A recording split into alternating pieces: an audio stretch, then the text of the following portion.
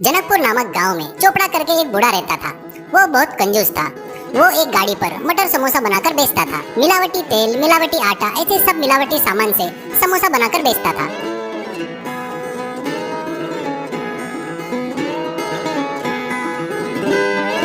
समोसे का स्वाद अच्छा रहने के लिए चाइना साल्ट का उपयोग करता था, इसलिए वो लोगों को बहुत पसंद और टेस्टी लगते थे। इससे वो मिलावटी सामान से बना है करके उनको पता भी नहीं चलता था। चोपड़ा का सिर्फ समोसे का ही बिजनेस नहीं था, वो ब्याज का धंधा भी करता था। ज्यादा ब्याज से पैसे देकर लोगों से ज्यादा पैसे वसूल करता था। इससे बेचारे उसके पास से ब्याज से पैसे लेने वाले लोग बहुत दुखी होते थे। चोपड़ा खुद कमाए सो पैसा, सोना सब एक अलमारी में छुपा कर रखता था। चोपड़ा का बेटा और बहू एक दुर्घटना में मर जाते हैं तो उनके लड़के जगदीश को चोपड़ा ही पाल पोस कर बड़ा करता है। वो अभी कॉलेज में फाइनल ईयर में पढ़ रहा था। जगदीश बहुत अच्छा लड़का था, जरूरतमंदों की मदद करते रहता था।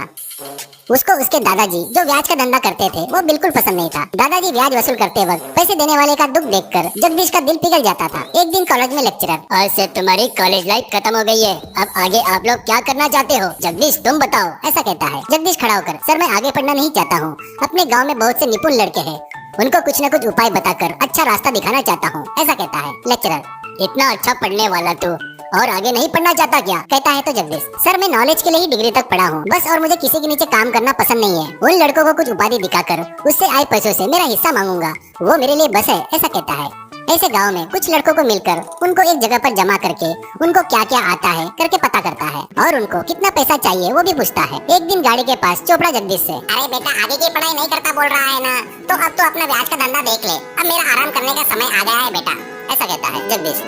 दादाजी ये पाप का धंधा मैं नहीं करना चाहता और ये मुझे पसंद नहीं करके आपको भी बताया ना पहले ही मैंने, ऐसा कहता है चोपड़ा। ये अपने दादा परदादा से आ रहा पवित्र धंधा है, इसे ऐसे बोल रहा है क्या? क्यों? ऐसा कहता है जगदीश। किसी जरूरत के कारण लोग तुम्हारे पास ब्याज से पैसा लेने आते हैं, तुम पैसे देते हो अच्छा है, पर इसके बदले में उनसे ज्यादा पैसे लूटते हो, ये पाप है, इतना पैसा क्या करोगे? ऐसा कहता है चोपड़ा। तेरे लिए ही कमा रहा हूँ रे गधे कहीं के, ऐसा कहता है गुस्से में जगदीश। ये पाप का पैसा मुझे नहीं चाहिए, वो पैसा नहीं है, गाँव वालों का आंसू है, वो पाप है करके मैं तुमको प्रूव करके दिखाता हूँ, कहता है तो चोपड़ा। प्रूव करता क्या? बड़ी बड़ी बातें मत कर, तुझे पढ़ाकर गलती किया रे, कहता है तो जगदीश। जो हो गया उसके बारे में सोचकर दुखी होने से क्या फायदा, आपका पैसा पापी है, प्रूव करके रहूंगा, वो सच में लोगों के आंसू है। चोपड़ा घबरा कर, वो ये ठीक है, प्रूव कर देखता हूँ, ऐसा कहता है जगदीश।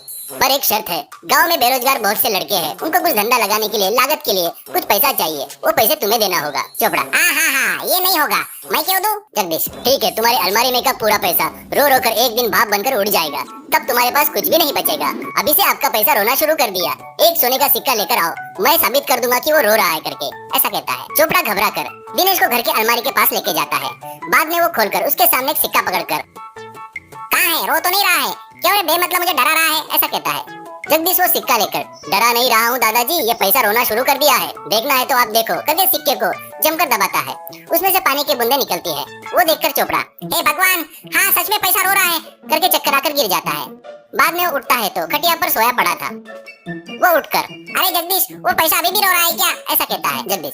फिलहाल रोना बंद कर दिया है दादाजी, पर उन पैसों को लोहे के पेटी में बंद करके रखे तो वो रो रो कर भाप बनकर उड़ जाएंगे, उसे बाहर लाना होगा, वो पैसा लोगों के कुछ काम में आने को होना।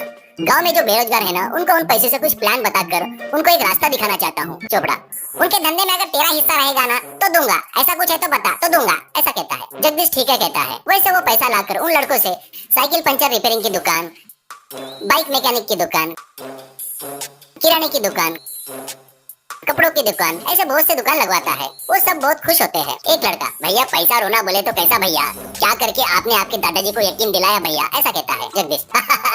थोड़ा कपास गीला करके कान में छुपा कर रखा था, दादाजी को दिखा नहीं, वैसे निकाल कर सिक्के के पीछे दबा कर रखा, ऐसे सिक्का रो रहा है करके बोल दिया, ऐसा कहता है। उसके दिमाग को बुद्धि को देखकर सब लोग तालियां बजाते हैं। ऐसे वो हर महीने जगदीश के हिस्से के पैसे उसे दे रहे थे, वो लाकर दादाजी को दिखाता था। अपने नाती की जिंदगी बन गई करके